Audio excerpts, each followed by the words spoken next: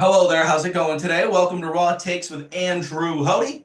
Make sure to like, comment, and subscribe. And also, if you enjoy the show, check us out on social media. All of our social media links are in the description below. A lot of baseball to get to, of course, after opening weekend. Some NFL headlines we'll discuss, and we'll talk about the NBA as things get down to the wire. But let's start things off with baseball. And actually, we'll start things off with the New York Yankees because the torpedo bats have been becoming a really, really big story out of New York. The New York Yankees took it to the Milwaukee Brewers. Now, if you watched my baseball prediction show with Jerome Petikauskas, which is the latest Raw Takes before this one from last Tuesday, good to be back with you guys after a week of a hiatus. Um, you noticed I discussed how I don't think the Yankees are going to be making the playoffs this year. And I still think the Yankees might not make the playoffs this year. This is definitely a lot worse of a lineup, but they had a huge offensive explosion over the weekend. And does it have anything to do with torpedo bats? I'm not too much into getting into the deep conspiracies of these kind of things, but torpedo bats are definitely a question mark for me on why Major League Baseball kind of allowed them, why other teams maybe aren't looking into using some torpedo bats now that we know the Yankees could do it, and also how bad are the Brewers? The Brewers seem to be a pretty bad baseball team. I actually had them making the playoffs this year. I don't know if I can stand by that now after watching how they played against the Kansas City Royals yesterday. But having said that, the Milwaukee Brewers are definitely a bad team. There's clearly some great bats that the New York Yankees have an advantage with in terms of the physical bat themselves. Aaron Judge, we know what Aaron Judge can do. He's going to hit it out of the park every time. And you look at some of those other guys like Jazz Chisholm Jr. stepped up over the weekend, and I always thought Jazz Chisholm was a great talent, but I don't know if Jazz Chisholm is going to be a guy who is a constant slugger time after time. Even though I think Chisholm is still a good baseball player, he's definitely not that kind of caliber, but he had a terrific weekend. And you look at some of the other bats that were in the New York Yankee lineup playing against the Milwaukee Brewers. I mean, and bats in terms of the players, of course. Not as many of them are as strong as you may think, but the New York Yankees found a way to get it done over the weekend. Was it torpedo bats or was it not? It's a huge story. They're definitely interesting. Aaron Judge, obviously, not using a torpedo bat, and he's already good enough that he probably doesn't need to. But still, it's weird to me that this torpedo bat conspiracy is starting to kind of come to fold now. How did Major League Baseball kind of allow this? Are other teams going to kind of go that same direction and use some torpedo bats that might be helpful in terms of trying to get some more runs scored on the board? And also, even though the Yankees kind of had an offensive explosion, I think they had a defensive implosion. That one game that was 20-9, their pitching looked terrible in that game.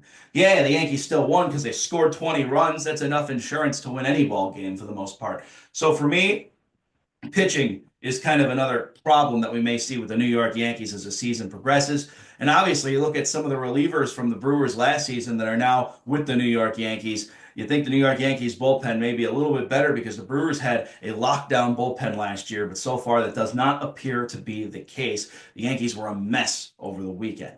So in terms of their defense, they obviously had a great offensive weekend. Let me excuse that. But defensively, there were definitely some significant question marks with the New York Yankees, despite their 3-0 start.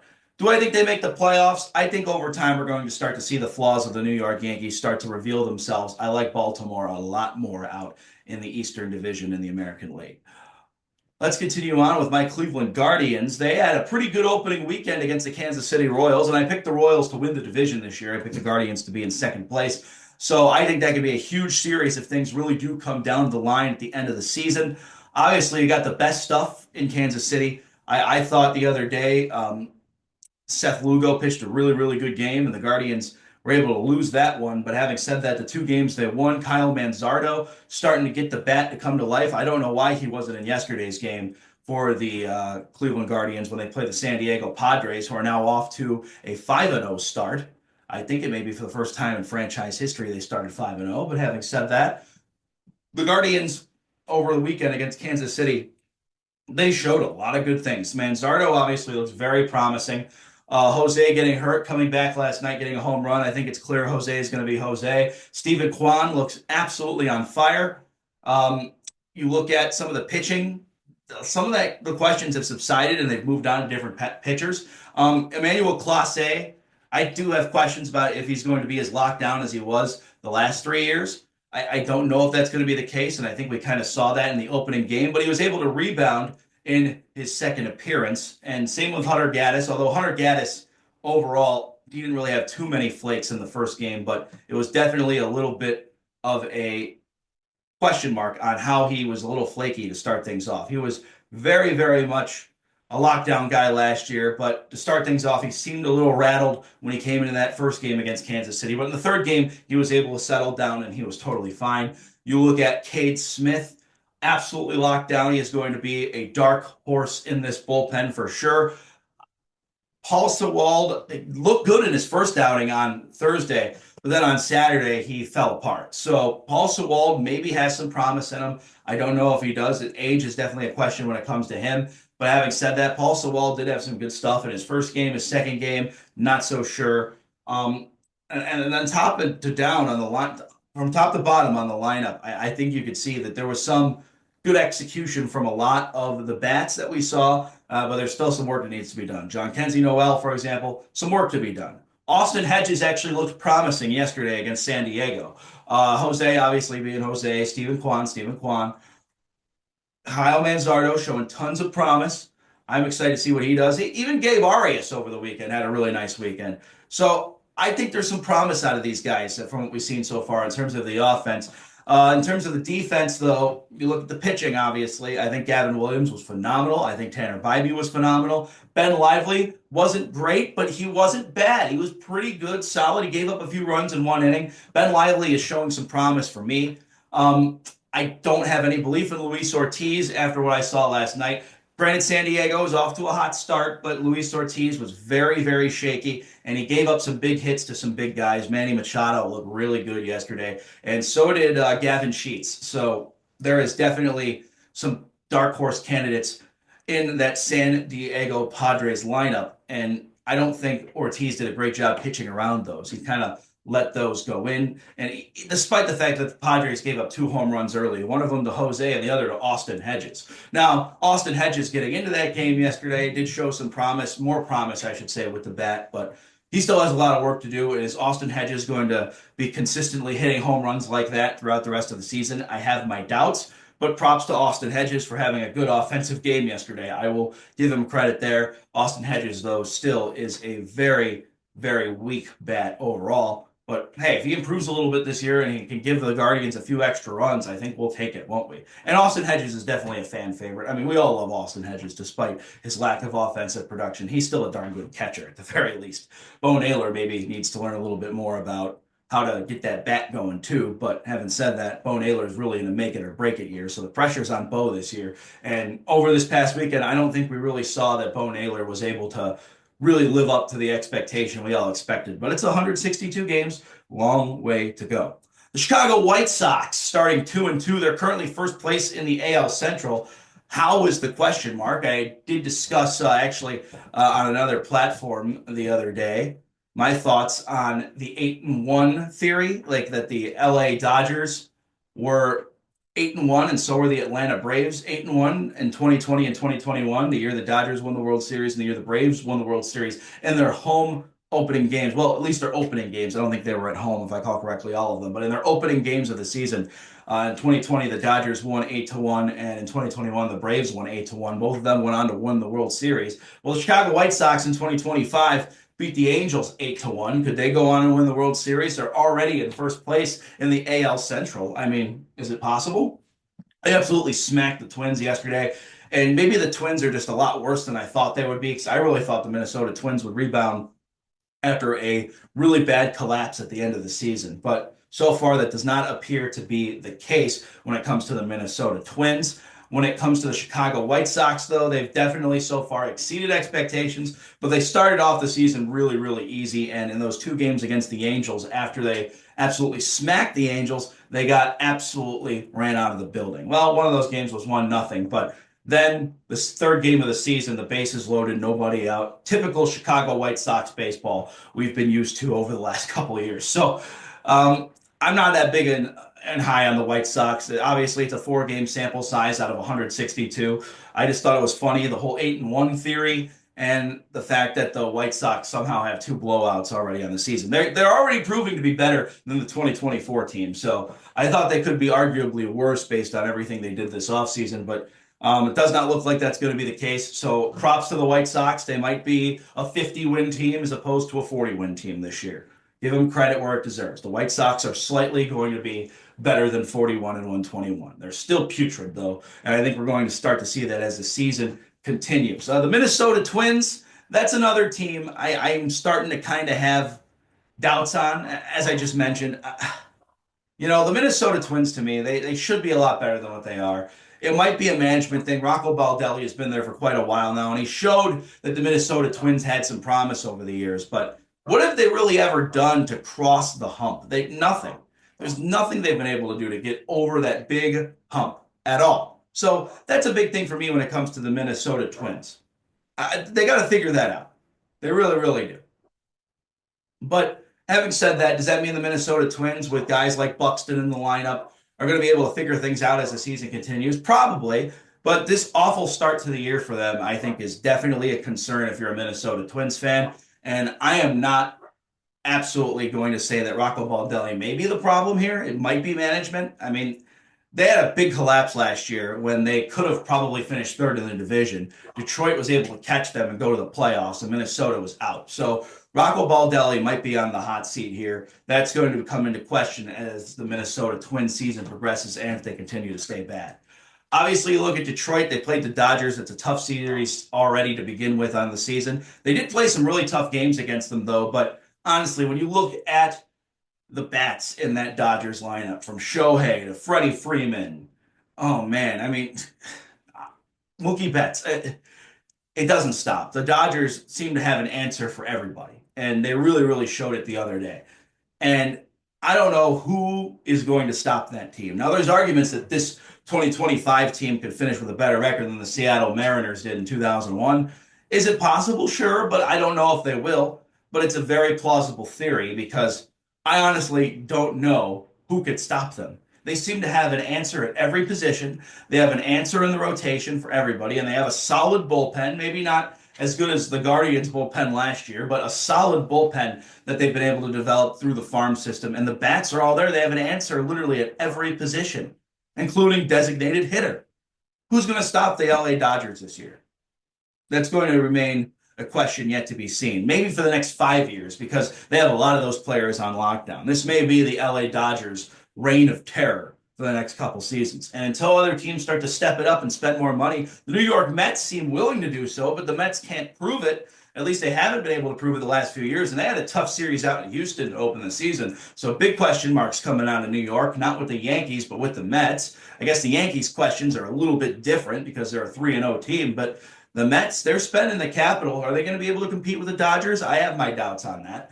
Are the Philadelphia Phillies they good enough team to compete with the Dodgers? I have my doubts on that too. The Atlanta Braves, I think they have a great lineup when it comes down to the wire, but are the Atlanta Braves from top to bottom the team the LA Dodgers are? Absolutely not. And if you're the LA Angels, you're taking second seat to the LA Dodgers right now. And the Angels did have Shohei Ohtani pitching and hitting. And later this season, we're going to see Shohei pitch again. So the Dodgers are now once again the talk of the town in LA. They are absolutely pretty much poised to win maybe another 2-3 World Series within the next 5 years.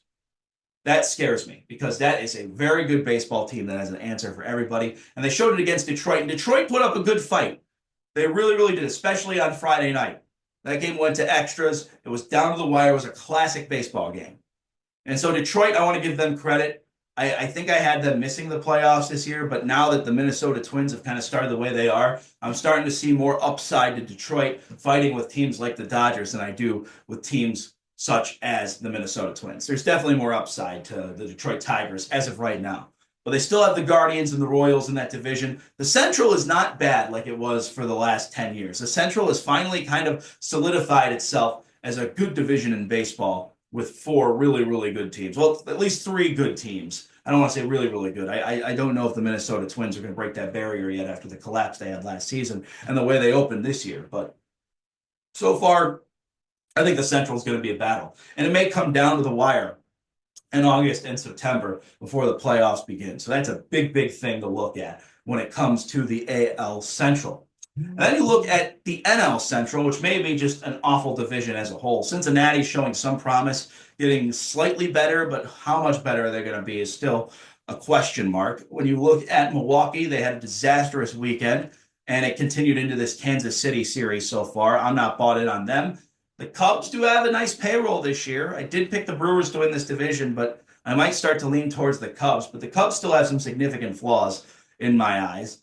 Obviously, Pittsburgh, great starting pitching, but they struggled in that series against Miami, and it's because the bats don't come to life at the right time. I mean, the Miami Marlins are awful, and the Pittsburgh Pirates struggle with them yet again. So I don't think the Pittsburgh Pirates are showing any real promise. And the St. Louis Cardinals, they've kind of been a question mark since 2021 and 2022 when they were really good. The Cardinals got a lot of work to do from what it looks like right now. So to me, the Chicago Cubs might be in control in the NL Central as the season continues to progress. The Brewers are a mess right now, especially after that weekend. And I don't know if I could. I might have to rescind my pick on picking the Milwaukee Brewers to win the NL Central this year. I don't know if they're going to repeat. And they were really well managed, really tough in the bullpen, had some great bats last year. They collapsed in the playoffs, and they're definitely collapsing to open the season. Going out to the NL West outside of the Dodgers, the Guardians taking on the Padres right now. The Padres are showing some promise early on, starting off the season undefeated. Are they going to give the Dodgers a run for their money this year? They did last year in the postseason, but they couldn't seal the deal. This year, maybe. I mean, I like Arizona a little bit better in terms of their pitching and in terms of their lineup, especially now that Josh Naylor's out there.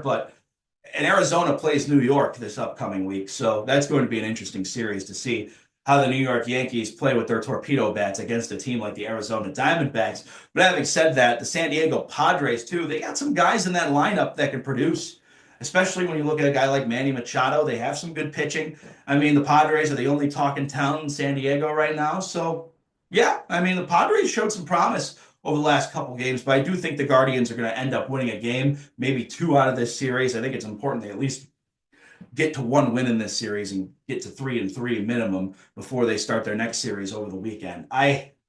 Oh man, I don't know. The Guardians concerned me yesterday with that Luis Ortiz performance, but we'll talk about that again later. That was something else by the Padres to start the season the way they have. They've been playing phenomenal baseball, and I think it could continue, and they could give the Dodgers a run for their money. I don't know if they necessarily will, however.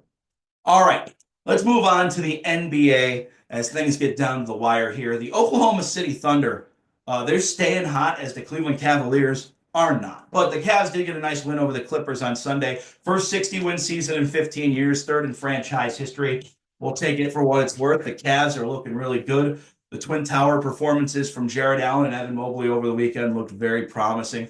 You look at Darius Garland and Donovan Mitchell as well. I mean, if you look at the collection of the season, it's been tremendous. But this is not a team that we need to see perform in the regular season anymore. This is a team we need to see perform in the playoffs. And because they've been streaky lately, there's been some questions. But I will say this when it comes to the Cavs. I think because the Cavs have been resting a lot of guys at different times, that may be the problem with this stretch and why they've been a little weaker. Donovan's getting rest on one night. Darius is getting rest another night. Jared Allen has not been resting, but Evan Mobley has been. So to me, when you have guys resting at different times, that doesn't necessarily help you.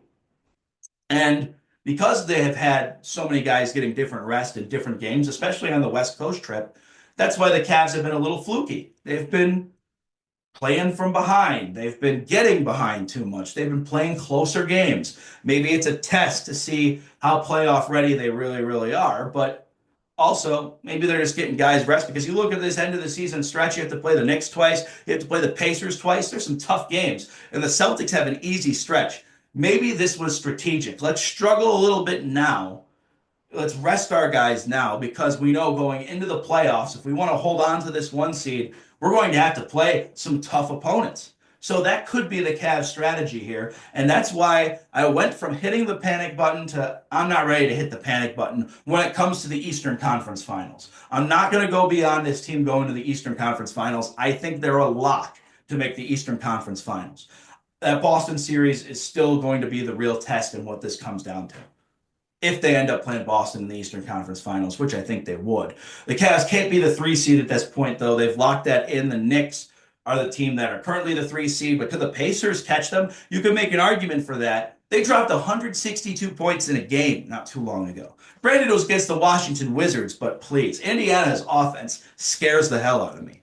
And actually, if I'm the Cavs, I don't necessarily know I want to mess around with Indiana in the second round. Part of me says I'll take Milwaukee if Milwaukee can pick things up again, or Detroit. Even though Detroit did beat us last week, I still think we would have a great shot in that series against our former coach. Indiana, to me right now, their offense is electric. They did make the Eastern Conference Finals last year. Kind of fluky. They did get swept, but they did get no Brunson in the second round of the playoffs. And Indiana took it to the New York Knicks in that Game 7. So I don't necessarily know I want to play the Pacers in the playoffs, just saying that right off the rip, especially based on the way Tyrese Halliburton has really turned on the Jets after the All-Star break. That's a team that's on fire right now.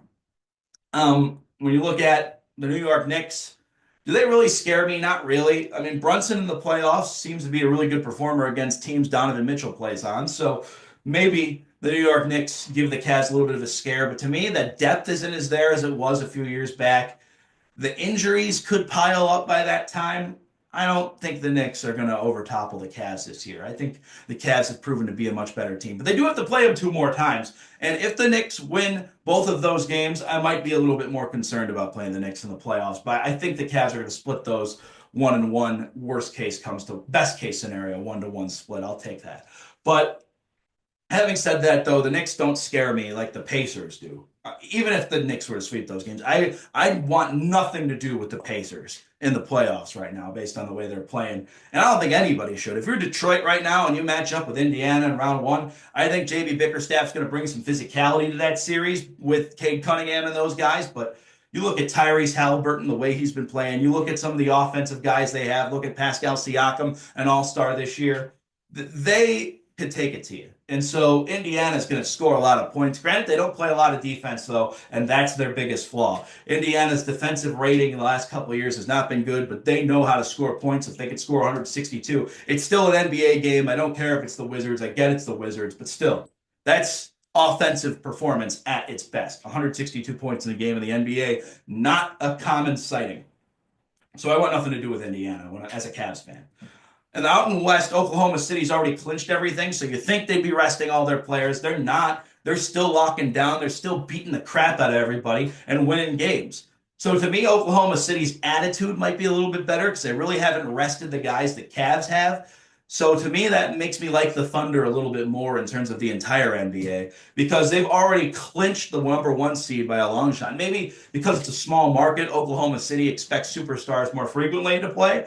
But having said that, though, Oklahoma City is pretty much locked down the number 1 seed. There's not really much Houston or the Lakers or any of those teams could do to catch up to the Oklahoma City Thunder because they're pretty much set in stone to be number 1. And so it really comes down to a battle of who's going to be 2, who's going to be 3, who's going to be 4.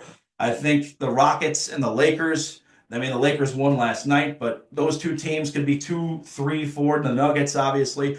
Memphis, they fired their coach. Don't know why. That seemed like a really strange move. I still think they're having a tremendous season, a much needed improving season, but still fire a coach. Why not? It's the NBA.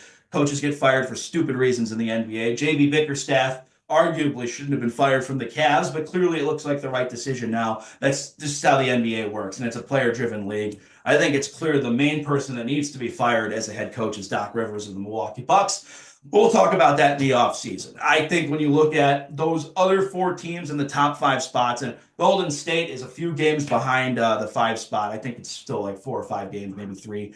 I have to look at the standings again and double check that, and I actually will right now. But, you know, when you look at a team like the Oklahoma City Thunder, they're already going to run away with the Western Conference in terms of the standings. But when you look at this, and the thing with the West, too, that's interesting is these standings are so interchangeable. It's not like the East where we know the Cavs and Celtics are 1 and 2, and everybody else is kind of fighting for 3, 4, 5, 6, and the Knicks have pretty much been the lock for 3 all year. But, you know, Indiana, Detroit, Milwaukee fighting for 4, 5, 6 positioning. When you look out in the Western Conference, though, Golden State, obviously, okay, they are catching up to Memphis slightly by about a half game. I actually thought they were still a little bit further back. So Golden State could end up being your 5 seed, and I think the NBA would love that because then they would match up with the LA Lakers in round 1 right off the rip.